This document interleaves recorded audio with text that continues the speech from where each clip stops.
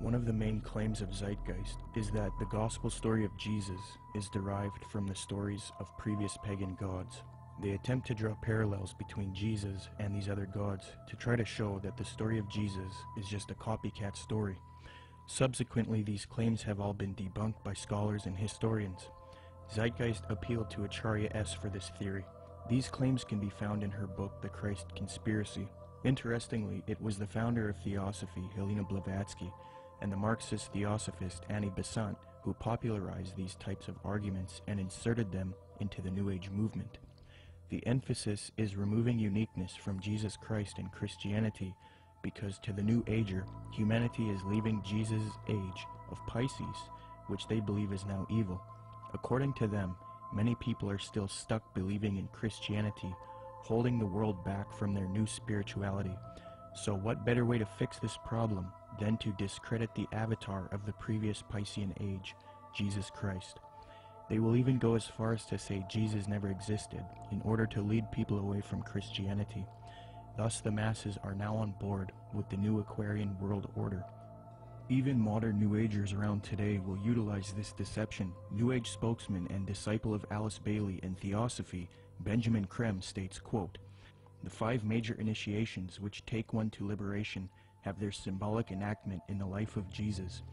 That is what the gospel story is really about. It is a very ancient story and has been presented to mankind again and again in different forms long before the time of Jesus, unquote. When one compares Acharya S.'s book The Christ Conspiracy to Helena Blavatsky's book Isis Unveiled Volume 2, it becomes quite clear where Acharya got much of her material. For extensive rebuttals to this copycat thesis, see the following books, videos, and articles. The 3 things that Zeitgeist adopts from Theosophy and Freemasonry with respect to theology are 1. The belief that the story of Jesus was copied from other religions, 2. That Jesus is a representation of the sun, and 3. That Jesus ushered in the age of Pisces. It makes sense why Theosophists would spread these views, because they want a world system for the age of Aquarius, and in discrediting Christianity and connecting Jesus to astrology, they can get apostate Christians on board. But why then does Zeitgeist spread this propaganda? Interestingly, the creator of Zeitgeist, Peter Joseph, has wanted a world system or utopia paradise on Earth since the release of the first Zeitgeist film. And as far as the spiritual aspect of life, you know, we're all pure spirituality. Of course there's something outside of understanding because we're just a fragment inside this larger whole. I end Zeitgeist with a very positive note. We're talking about the consciousness, the whole consciousness, because you can scientifically orient yourself and even more importantly, spiritually orient yourself into a collective consciousness to realize that we're all one organism. And the moment people stop dividing themselves up and generating religious division, political division, the moment people stop fighting amongst themselves is the moment paradise will dawn. Similarly, Zeitgeist's main source, Acharya S., has advocated the New Age of Aquarius that the elitist Theosophists and Freemasons await in her 1999 work, The Christ Conspiracy, quote, "But the future is now, and the maneuvers are being unveiled. As far as Christianity's role in this new age, Carpenter states, quote, Christianity, therefore, as I say, must either now come frankly forward and acknowledge its parentage from the great order of the past, seek to rehabilitate that, and carry mankind one step forward in the path of evolution, or else it must perish. There is no alternative. Despite the vilification of the so-called New Age movement, the fact is that we are entering into a new age. The age referred to in the gospel tale is that of Pisces, and through contrivance and duplicity, coercion and slaughter, the fish god Jesus, the Piscean solar avatar, has indeed been with us, but now it is the close of the age, and his time is over. As Hancock says, we live today in an astrological no man's land, at the end of the age of Pisces, on the threshold of the new age of Aquarius. Traditionally, these times of transition between one age and the next have been regarded as ill-omened. Ill-omened verily, as the ongoing destruction of the earth and the endless warfare over ideology will indeed produce the Armageddon so long awaited and planned by those who cannot live for today but must look towards an afterlife. By realizing the cultural unity revealed behind the Christ Conspiracy, however, humanity can pull together and prevent this fall to create a better world. 75 years before Zeitgeist's main source Acharya S. penned that admission, the former president of Theosophy, Annie Besant, wrote something almost exactly the same, quote, "The equinox will reach the sign of Aquarius, coinciding the great cycle of influence. We can indeed hope to put a complete end to all the influence of the past cycle, with its tyranny, slavery, war, and cruelty. This is one of the great transitional epochs, and the karma before humanity as a whole, and to every group in particular, is to reform itself from slavery, female subjection, war, and cruelty, and establish a civilization based on humanness and interest in spiritual matters." New Age author Gail Fairfield explains what is expected for the supposed upcoming age of Aquarius. She states, quote, "The sign of Aquarius is the sign of focused concepts.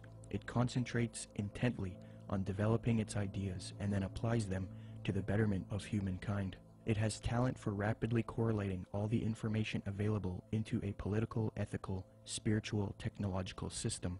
Aquarius creates optimal features for individuals and for humanity because it needs alternatives, possibilities, and something to move towards. Overall, Aquarius is a reformer and visionary working to create its utopia," unquote. Isn't it interesting that right after Zeitgeist promoted the Aquarian New Age concepts in the first Zeitgeist film, the second film, Zeitgeist Addendum, then goes on to convince its followers to strive for a similar Aquarian one-world system, New World Order, called the Venus Project.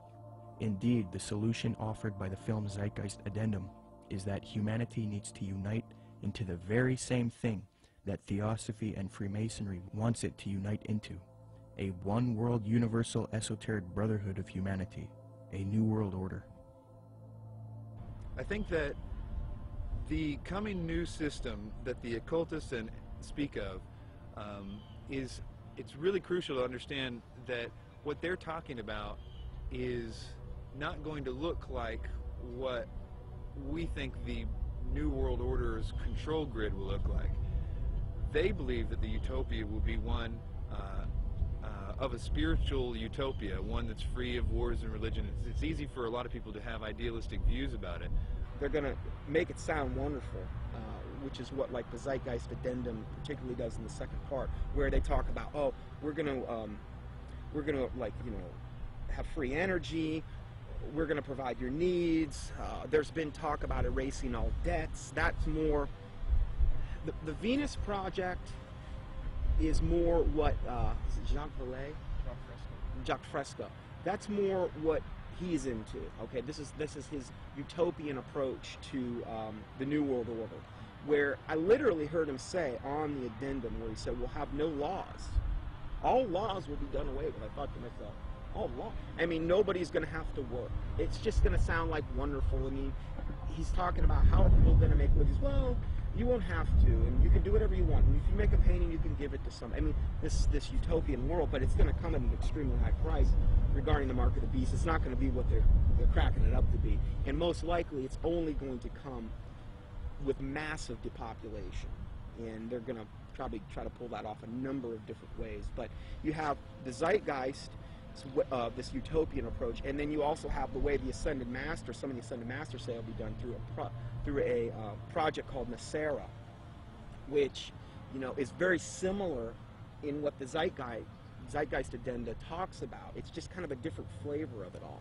So which one they're actually going to be able to pull off, it's up, if the Lord lets them do it, it's kind of up to the Lord. It's hard to say which way it'll go.